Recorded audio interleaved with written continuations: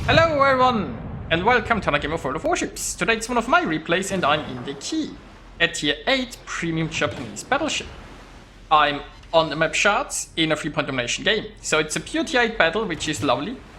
And, well, there are plenty of destroyers, so lots of torpedoes. There's also a carrier. Once upon a time the key had good anti-air, but you know, these days good anti-air doesn't really exist. And I'm playing a full secondary build, and you know, you might be thinking, why would you do such a thing? But bear with me, there is method to this madness. So the key has 100mm secondaries. It also has some higher caliber secondaries, but those aren't really all that impressive. But the 100mm is where it's at. You have 4 turrets, 4 double turrets on each side. So you got 8 secondaries per side.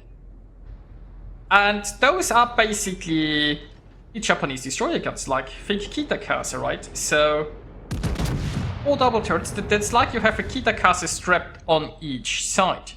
And yes, like the Japanese destroyer guns, that means they are pretty awesome. They have 30mm space penetrations and like 1700 damage per shot. And you get the reload of those guns to like 2.6 seconds. So, you know, with IFHE, which I have spec, you have 37mm penetration on a 2.6 second reload with 1700 damage per shot and 8 of those on each side. And suddenly you can see where a secondary build might actually make sense.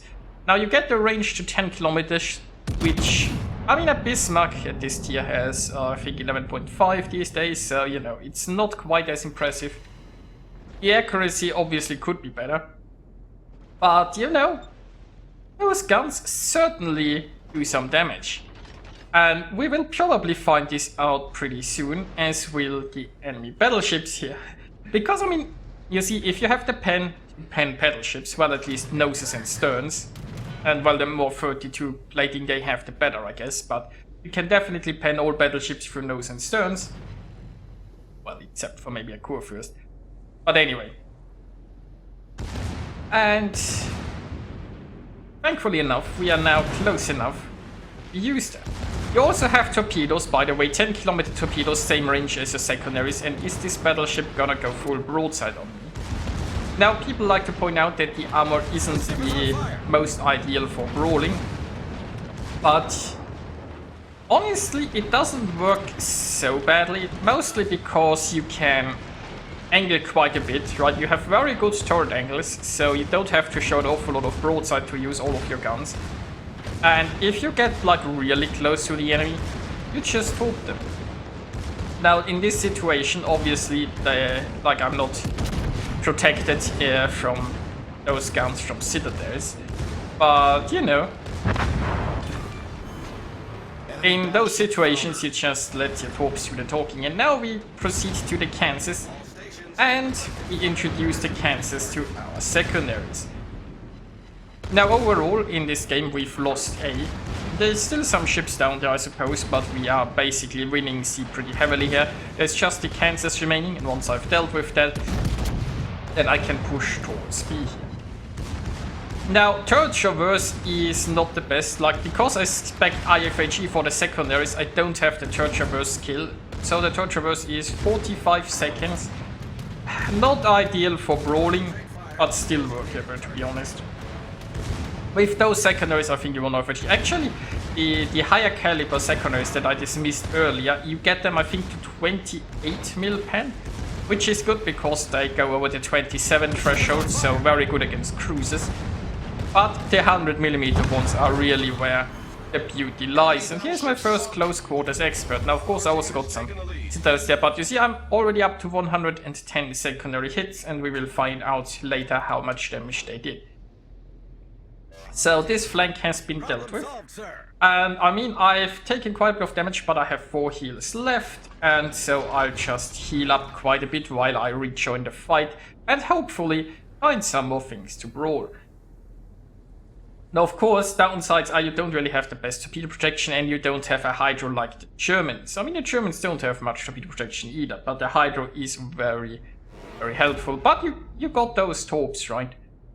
And a lot of people are surprised by you having 10-kilometer torps. You have reasonable torp angles, so while it's not, I guess, a fully purposely built ship for brawling, it has enough going its way that it works, right? With the good secondaries and the good angles and the torpedoes, it's definitely something that you can do and have some fun with. You know, it's not just, well, I mean, it's kind of a mean build, but there is enough going for it that I'd say it actually works, right? I've played the Brawling key quite a bit recently, because after my chat convinced me to try it out, I found the beauty. And in a world where everybody goes for sniping anyway, it's nice to find new ships that you can actually brawl with. Imagine if you had better secondary accuracy. Also, something else, since I just got a good hit here on the Bismarck. Japanese dispersion is a lot better at long ranges than, for example, Germans, but the downside is Japanese dispersion doesn't get better as quickly as like the Germans. I think at about 8 kilometers, German dispersion gets better than Japanese, right? Now, Japanese dispersion improves when you get closer, like every ship does, but it doesn't improve as fast, so you start at a much better value, but you only slowly get better. And I think at about 8 kilometers, so the Germans actually have better dispersion. So another thing that's not exactly ideal for brawling, but at the bright side it means you are not as helpless at long ranges. The key doesn't have the best Sigma, but if you have better dispersion, Sigma becomes more important the worse your dispersion is, basically. Because Sigma just tells you how likely they are going to the center of the ellipse, and you know, the ellipse tells you like where your shots could land. So I'm being very careful here. There is a Lo Yang, and it looks like he screwed up his torpedoes. So let's introduce the Lo Yang to our secondaries and our primaries, I suppose. Enemy destroyer blown up. But we've picked up another close quarters expert. Now, hello Monarch, would you like some torpedoes, please? And secondaries are obviously merrily. Okay. Well, down he goes. Our secondary fun has been cut short, unfortunately. Also, I think I'm running the I'll attach a build. And anyway, but I think the module that protects secondary guns, because I'm not sure how healthy those 100mm are. And I do have preventive maintenance to protect my primaries a bit. Since I'm running the secondary module, you know, it felt like preventive maintenance for the primary stats. That works quite well. Now this Cossack has managed to escape behind an island. I'm almost down here, but you know, I'm almost ready to heal up again too.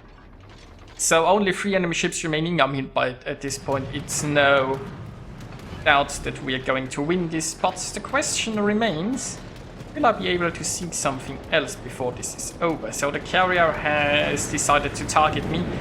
And obviously I'm not really shooting down planes because... do you remember the times when the key was an anti-air ship?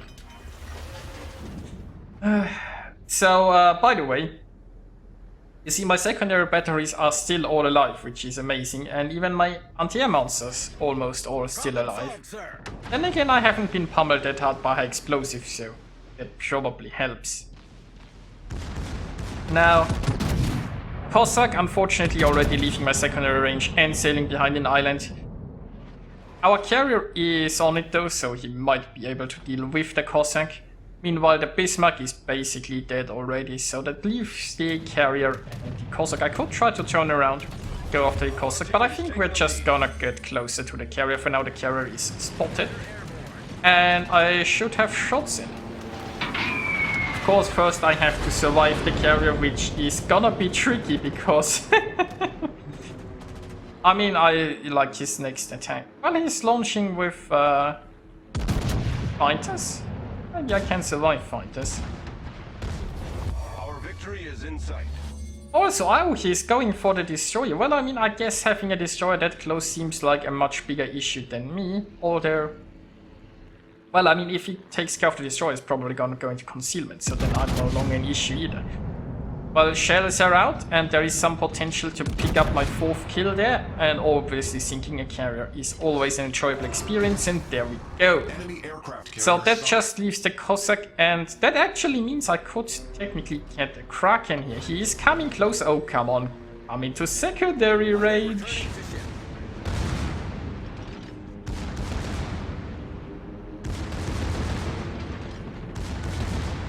Well, I mean, so far... Oh, yeah, has he beached now? There we go, there is one second. Oh, he's dead. Okay, so that Kraken was not meant to be, but you know, I can't complain about this game overall. I got quite a bit of experience out there, and it was certainly a lot of fun.